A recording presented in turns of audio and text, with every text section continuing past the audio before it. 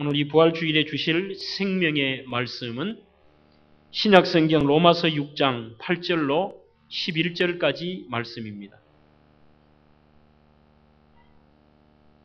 만일 우리가 그리스도와 함께 죽었으면 또한 그와 함께 살 줄을 믿노니 이는 그리스도께서 죽은 자 가운데서 사셨음에 다시 죽지 아니하시고 사망이 다시 그를 주장하지 못할 줄을 알미로라. 그의 죽으심은 죄에 대하여 단번에 죽으심이요 그의 살으심은 하나님께 대하여 살으심이니 이와 같이 너희도 너희 자신을 죄에 대하여는 죽는 자요 그리스도 예수 안에서 하나님을 대하여는 산 자로 여길지어다.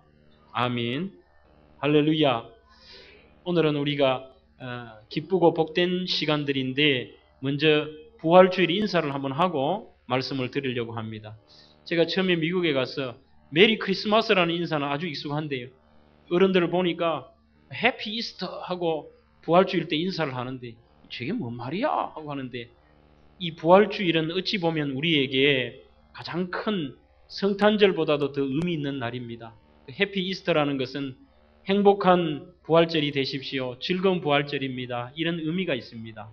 저하고 한번 하고 우리 성도님들 옆에 성도님 뒤에 앞에 있는 분들하고 이 축하의 인사를 한번 하겠습니다. 해피 이스터.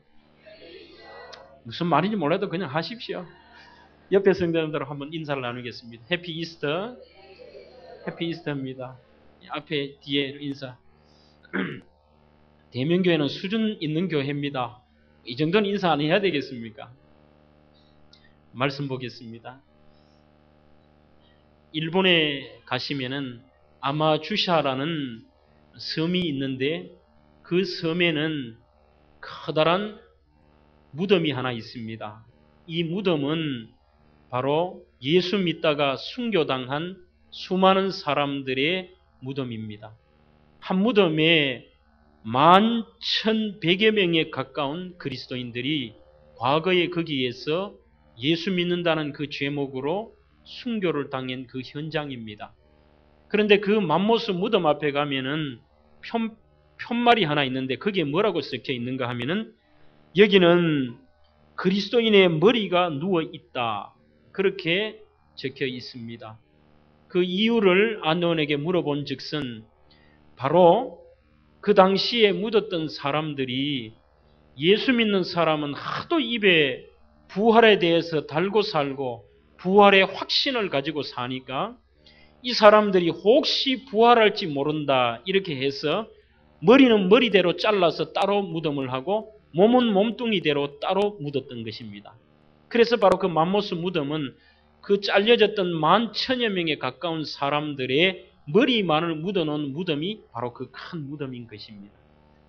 여러분들, 예수 믿지 않은 자들도 우리 그리스도인의 특징을 바로 삶의 부분에는 사랑이라는 것이고 또 우리 믿음의 내용에 있어서는 저들은 부활의 소망을 가지고 사는 사람들이다. 다시 산다라는 확신을 갖고 산다라고 그렇게 생각을 합니다. 예수님의 부활은 우리 기독교의 형성에 있어서도 가장 중심이 되는 진리이고 오늘 기독교 신앙의 가장 핵심적인 한 가지의 단어가 바로 부활이다. 그렇게 이야기할 수가 있습니다. 우리 예수님은 구약의 4,000년 동안에 예언하신 대로 또 그분은 친히 그분의 입술에서 내가 죽은 지 사흘 만에 부활한다라는 메시지를 선포한 대로 죽은 지 장사한 지 사흘 만에 말씀대로 살아나셨습니다. 기독교 신앙에 있어서 가장 중요한 세 가지의 테마는 하나는 하나님께서 친히 우리 인간의 몸을 입고 이 땅에 오신 성육신, 즉 성탄의 사건. 두 번째는 예수님께서 저와 여러분들의 죄를 그분이 대신 짊어지시고 십자가에 돌아가신 그 십자가의 대속의 사건. 세 번째는 십자가의 죽으심만이 끝났다면 우리 기독교는 역시 세상 종교와 동일하게 실패의 종교였을 것입니다. 생명이 없는 종교였을 것입니다.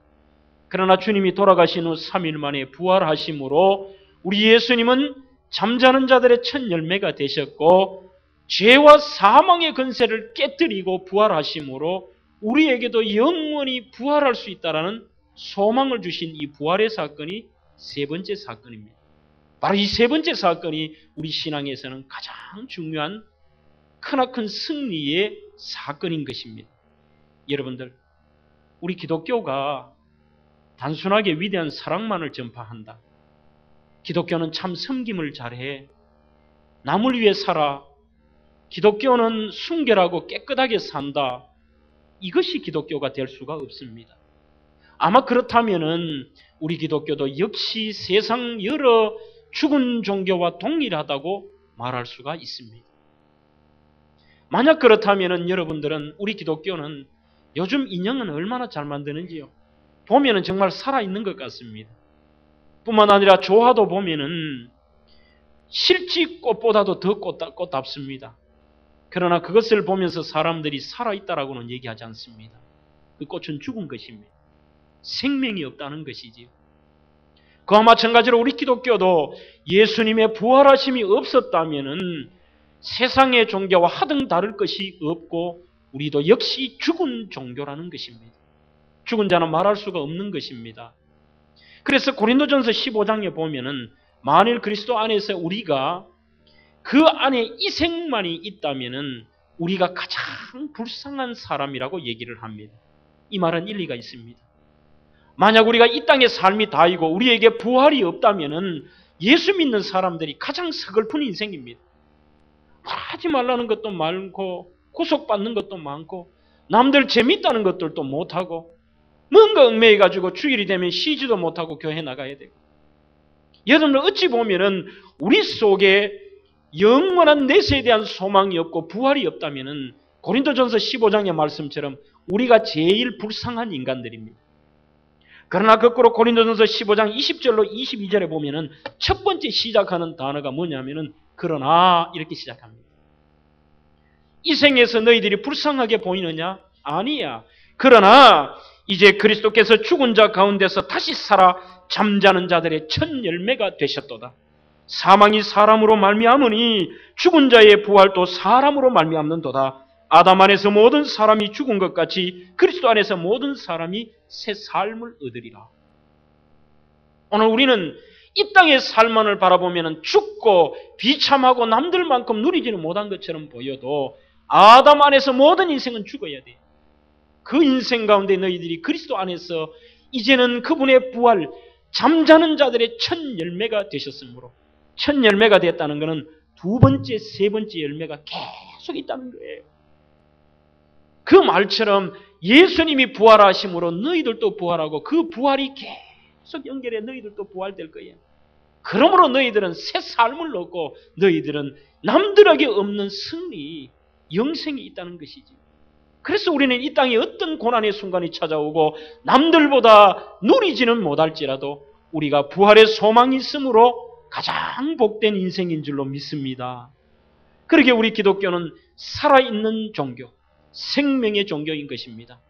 오늘 저희들은 이 부활주의를 지키면서 저는 부활의 소망 되시는 예수님에 대해서 몇 가지 생각하고 은혜를 나누고자 합니다.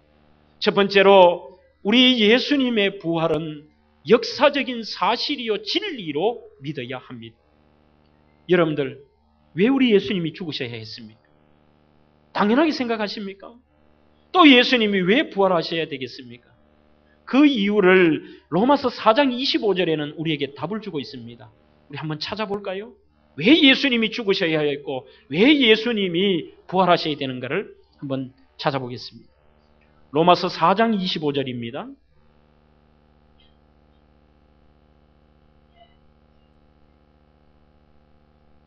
다 같이 한 음성으로 읽겠습니다. 예수는 우리 범죄함을 위하여 내어줌이 되고 또한 우리를 의롭다 하심을 위하여 살아나셨느니라. 아멘. 예수님이 죽으신 이유는 바로 내가 범죄, 내가 죄인이기 때문에 우리의 죄 때문에 그분의 몸을 내어주셨고 십자가에 돌아가셨고 예수님은 우리를 의롭다 하시기 위해서 즉 내 죄 사함 받고 우리가 하나님의 자녀되어 영생함, 부활의 소망을 주시기 위하여 부활하셨다, 살아나셨다는 이 사실입니다. 예수님이 그저 그렇게 돌아가시고 예수님이 그저 그렇게 우연적으로 다시 살아나신 것이 아닙니다.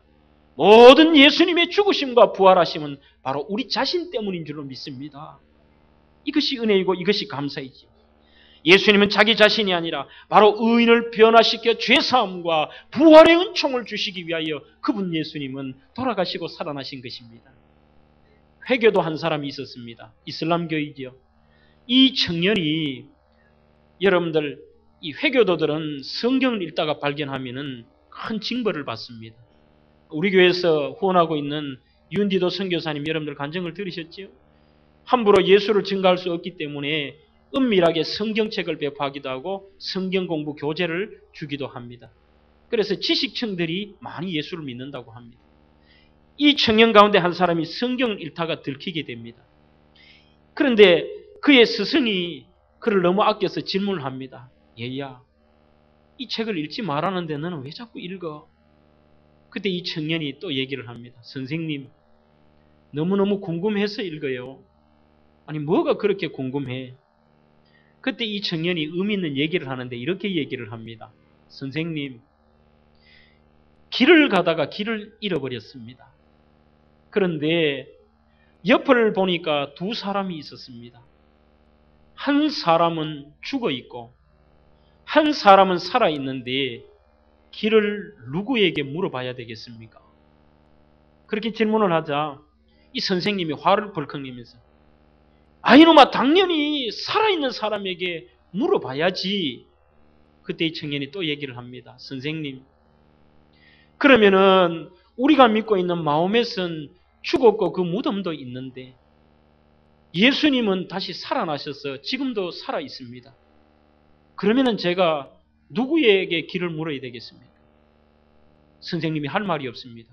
그래서 이 선생님이 한다는 말이 나도 모르겠다. 네 마음대로 해라. 그렇게 얘기를 하더랍니다. 여러분들, 우리 기독교의 생명이 여기 있는 것입니다. 주님의 부활하심은 여러분들 왜 믿습니까?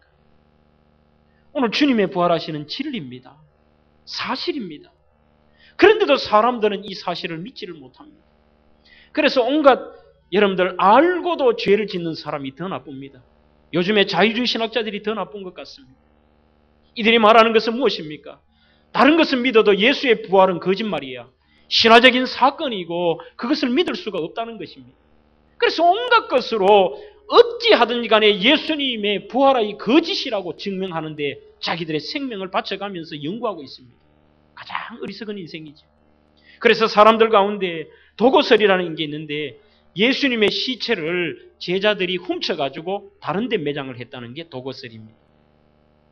또 어떤 사람들은 예수님이 돌아가신 게 아니고 일시적으로 잠깐 기절했다가 살아났다는 겁니다. 이것이 바로 가사설입니다. 또 어떤 사람들은 제자들이 너무너무 예수님을 사모하고 갈망하다 보니까 환상을 봤다는 거예요. 예수님에 대한 환상을. 이게 환상설입니다. 또 어떤 사람들은 예수님은 부활한 일이 없는데도 제자들이 허위로 내용을 유포해가지고 만들었다는 바로 그 허위 날조설도 있습니다. 또 어떤 사람은 예수님이 무덤 속에 갇혔는데 거기에 지진이 확 나가고 잠깐 기절했던 예수님이 벌떡 깨어났다고 얘기합니다. 어찌하든 간에 예수님의 부활을 거짓으로 신화적인 것으로 만들고 연구하는 사람들입니다. 그러나 오히려 예수의 부활에 대해 그들이 강력히 뒷받침하고 있지요. 뿐만 아니라 이 고린도 교회 성도들의 문제 중에 하나는 뭔가 하면은 부활이 없다는 겁니다. 영적인 부활이 있어도 육신이 정말로 내 썩어진 육신이 부활한다는 거 믿지 못한다는 거죠. 그들 속에는 헬라 철학이 그 당시에 유행을 하고 있었습니다. 이 헬라의 플라톤 철학은 영혼 불멸설입니다. 사람의 육신은 썩어져도 영혼은 영원히 죽지 않는다는 거예요. 그래서 예수님의 죽음도 의미가 없다. 예수님이 실제 죽었다는 것도 아니고 육신이 부활했다는 거 거짓말이라는 것이지. 그저 영혼의 부활이겠지. 아니요.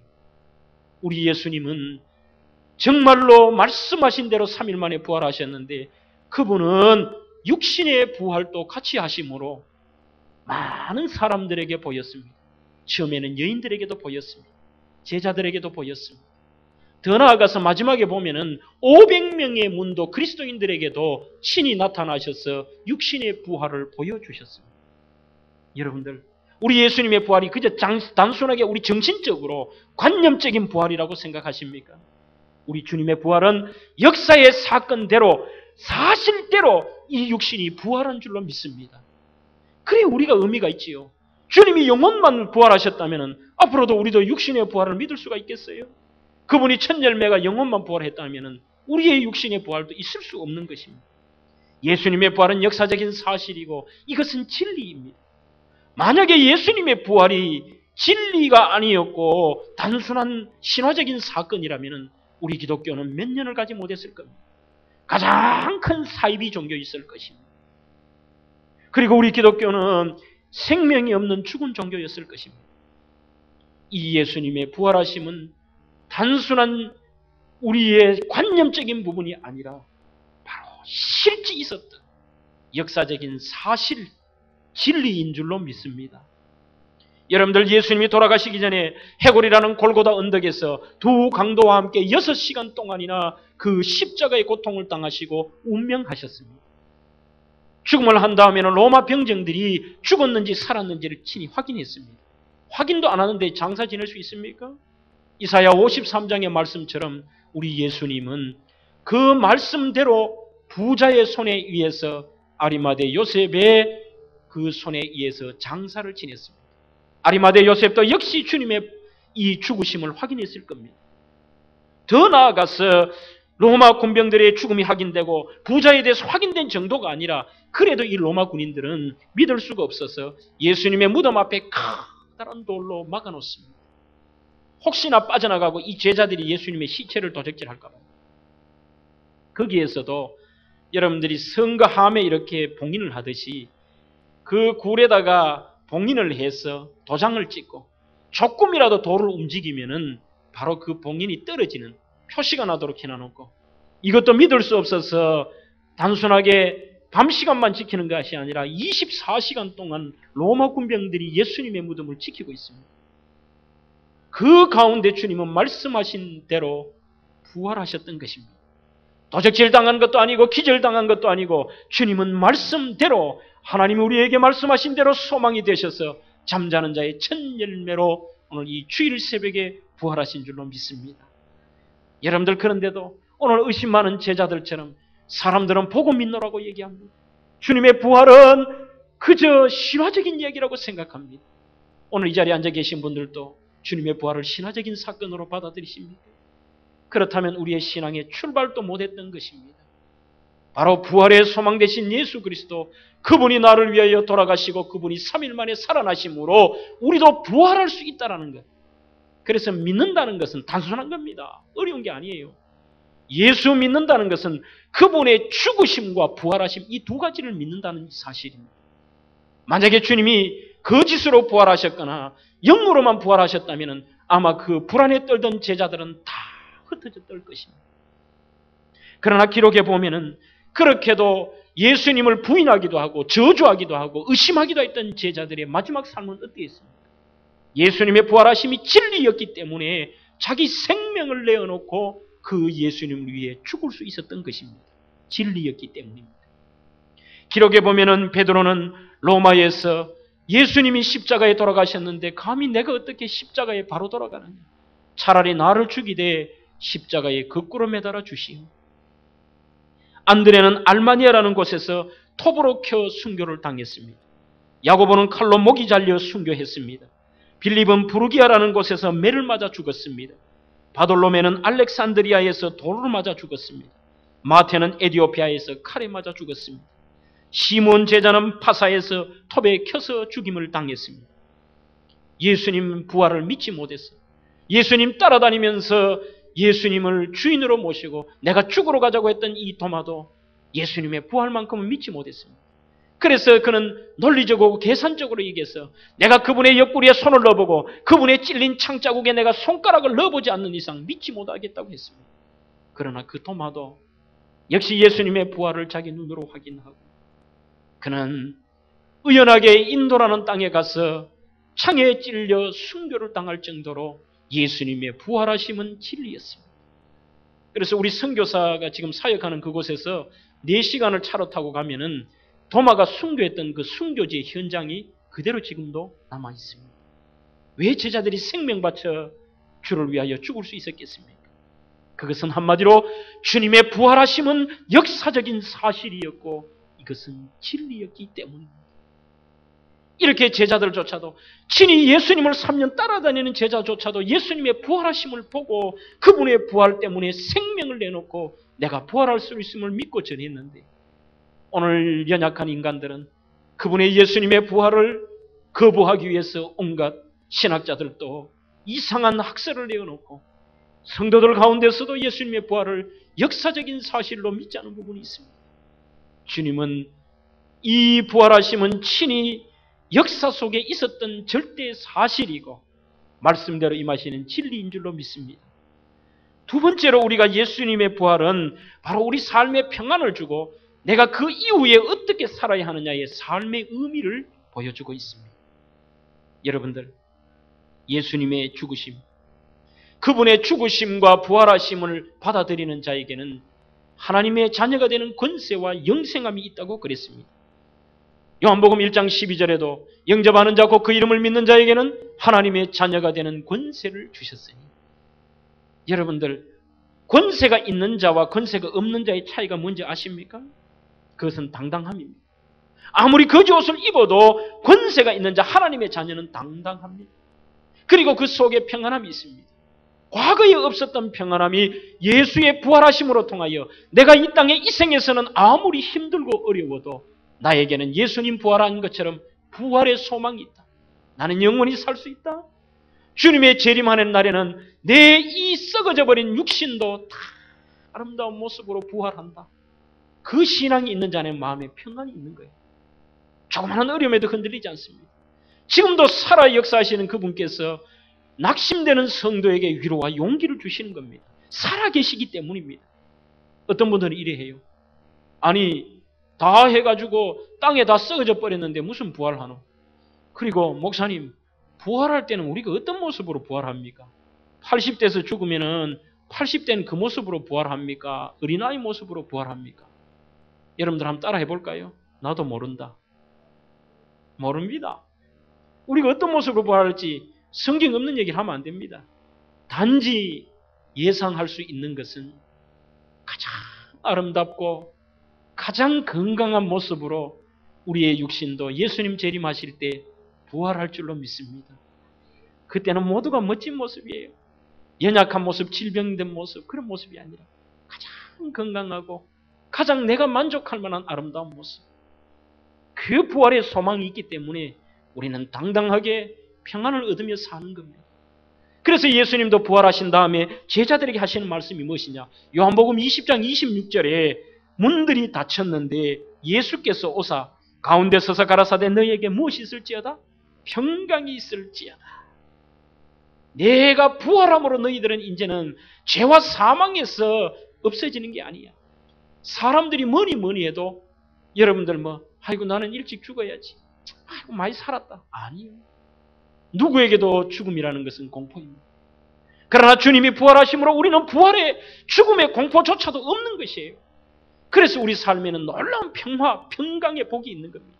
자랑스럽고 당당하게 주님이 외치는 겁니다. 너희에게 평강이 있을지어다. 오늘 이 시간에 주의 부활하시는 그 음성으로 통하여 여러분들의 삶에도 평강의 복이 있기를 축원합니다. 예수님의 이 평강의 복을 누리는 자들은 삶이 변화가 됩니다. 이것이 오늘 본문의 내용입니다. 과거의 죄로 인하여 죽고 예수님에 따라서 우리가 연합하여 죽었기 때문에 이제는 과거의 우리의 모습은 완전히 단절하고 부활을 했어. 부활의 소망을 가진 자들은 부활의 소망의 자녀답게, 그래서 본문 11절에는 뭐라고 얘기를 합니까? 이제는 너희들이 하나님을 위하여 살아야 된다는 겁니다. 하나님을 위하여.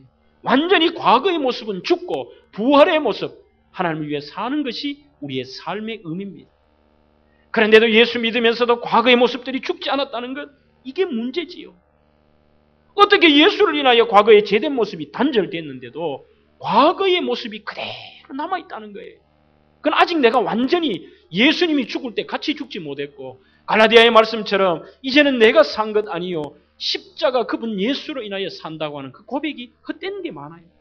여러분들 죽을 때는 완전히 새 삶을 살아야 됩니다. 완전히 죽을 때가 그것이 우리 삶의 의미를 찾는 겁니다. 어릴 때 시골에서 여러분들 혹시 그런 거 보셨습니까? 저는 한번 깜짝 놀란 적이 있어요. 닭을 잡는다고 동네에서 하는데 이 닭을 잡을 때 뭐 여러 가지 방법이 있습니다. 뒤를 이렇게 때리기도 하고 또 급소를 해가 죽이기도 하는데요. 목을 따더라고요. 목을 딴 다음에 피를 뽑습니다. 피를 이렇게 뭐 대충 뽑고 또 그런 걸 만족이 안 되는지 목을 비틉니다. 그래 목을 비틀고 삶는다고 뜨거운 물에 확 집어넣었는데 여러분들은 목을 따고 피를 쏟아내고 하면 완전히 죽었잖아요. 그런데도 이 뜨거운 물에 확 넣으니까 이 닭이 뭐 왜 됐지? 뜨거운 물에 불을 끄고 다시 나오는 거예요. 얼마나 놀라는지요. 안 놀라겠어요? 완전히 죽었다 생각했는데 어린아이가 눈을 이래 보니까 닭이 퍼득 살아나오는 거예요. 뭐 어찌 그게 살았는지 죽었는지 모르겠고. 여러분들, 우리가 그래서는 안 된다는 거예요. 죽을 때 덜 죽으면 남들 괴롭히는 겁니다. 그래서 내가 새 삶을 얻었습니다. 우리는. 그래서 여러분들이 부르는 복음성 가운데 born again이라는 것은 다시 태어났다는 겁니다. 과거에 이렇게 안 죽고 다시 어떻게 태어나는 거예요. 삶의 의미라는 것은 내가 완전히 죽고 이제는 나를 위해 살고 죄 속에 있었던 내 자신이 기쁨과 평안함을 얻으면서 하나님 위해 사는 삶으로 바뀌어지게 되는 것입니다. 그래서 주님의 부활로 산 소망을 얻은 자의 생활 원리는 소금과 빛을 감당하며 깨끗하고 진실하고 밝고 기쁘고 섬기며 행복하게 사는 것입니다. 삶의 의미가 부활하신 주님을 만나면 우리 속에 새롭게 차지하는 거예요. 옛날에는 조금만 해도 원망하던 자들이 기쁨이 넘쳐나고 우리 속에 감당할 수 없는 기쁨과 감사로 새 삶을 살게 된다는 겁니다. 바로 이 평안함과 새로운 삶의 의미를 찾게 해주는 것이 주님의 부활인 것입니다. 마지막 세 번째로 우리 예수님의 부활은 미래의 우리 자신의 영광스러운 부활의 소망을 주신 것입니다. 본문 6장 8절 말씀입니다. 만일 우리가 그리스도와 함께 죽었으면 또한 그와 함께 살 줄을 믿노니. 즉 예수님과 우리가 따로 떨어진 게 아니에요. 예수님과 함께 죽을 때도 같이 죽었고 그분이 죽어주심으로 우리는 대신 내가 죽어야 될 자리에 주님이 같이 죽었고 또 그와 함께 산다는 거예요. 주님이 잠자는 자의 첫 열매가 되셨으므로 우리도 다시 살아난다는 겁니다. 본문 5절 말씀도 만일 우리가 그의 죽으심을 본받아 연합한 자가 되었으면 또한 그의 부활을 본받아 연합한 자가 되리라. 여기서 연합한다는 말은 무엇입니까? 하나가 된다는 겁니다. 과거의 나당 연합군이다. 무슨 연합한다고 하면은 하나가 됐다는 겁니다. 어느 한 사람이 실패하면 이 사람은 사는 게 아니에요. 이 사람이 실패하면 연합은 똑같이 실패하는 겁니다. 이 사람이 승리하면 이 사람이 동시에 승리하는 겁니다. 그것이 연합입니다. 바로 이 연합이 예수님이 죽으심으로 우리도 죽었고 예수님이 부활하심으로 우리도 연합한 우리가 부활한 줄로 믿습니다. 그것이 연합인 것입니다. 여러분들 LA를 여행하다 보면은 아주 색다른 공원이 하나 있습니다. 포레스트 론 메모리얼 파크라고 하는데 파크라고 해서 우리 공원이 아니고 미국에는 메모리얼 파크라고 하면은 바로 그 공원 묘지를 의미합니다. 아주 잘 해놨지요. 바로 그 LA에 있는 포레스트 론 메모리얼 파크를 가보시면은 정말로 감동적인 그림이 두 점이 있습니다.